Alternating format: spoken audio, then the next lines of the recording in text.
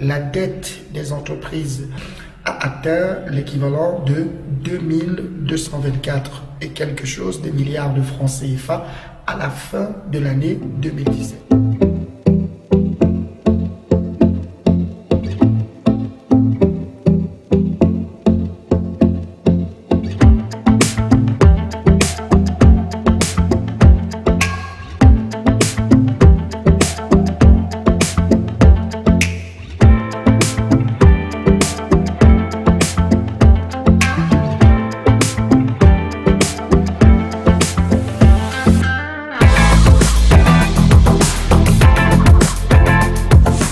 Alors, selon les documents officiels auxquels nous avons pu accéder, on s'est rendu compte que la dette des entreprises appartenant à l'État, ou tout au moins où l'État a un pourcentage de participation de plus de 20%, a atteint l'équivalent de 2224 et quelque chose de milliards de francs CFA à la fin de l'année 2017.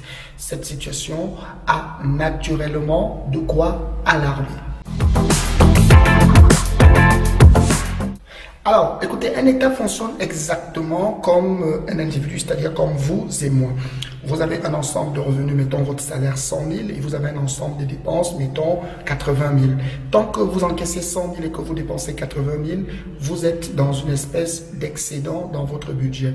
Mais à partir du moment où vous encaissez 100 000, vous dépensez 100 000, vous êtes dans ce qu'on appelle l'équilibre budgétaire, qui est l'objectif recherché par tous les États. Mais si vous avez 100 000 de revenus et 150 000 de dépenses, vous vous retrouvez avec un déficit de 50 000. Et si chaque fois vous avez un déficit de 50 000, ça va s'accumuler sur votre dette et vous allez arriver à un stade où vous ne pourrez plus avoir la confiance de ceux qui prêtent de l'argent et vous ne pourrez plus avoir de l'argent. C'est exactement comme ça pour l'État. L'État a d'abord une dette de l'administration centrale qui correspond à ce qu'on appelle le déficit budgétaire.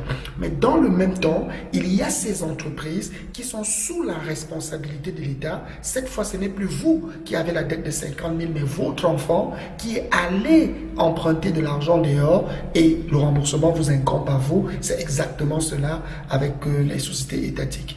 Et les plus marquantes sont Camtel, Sonara et la Camwater qui à eux trois cumulent pratiquement 1000 milliards et un peu plus de 1000 milliards de dettes dans leur compte. Et le problème, c'est que ces entreprises ont une structure qui ne leur permet plus de rembourser. C'est pour ça que cela constitue un problème parce qu'au final, c'est leur papa, le gouvernement, qui est leur tutelle en fait, qui sera obligé de rembourser.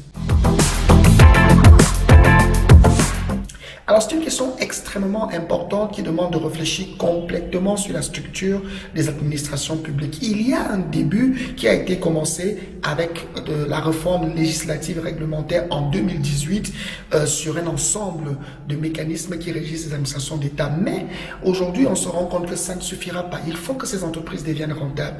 Et si elles doivent devenir rentables, il faut qu'on y applique un audit qu'on aurait appliqué à une société privée.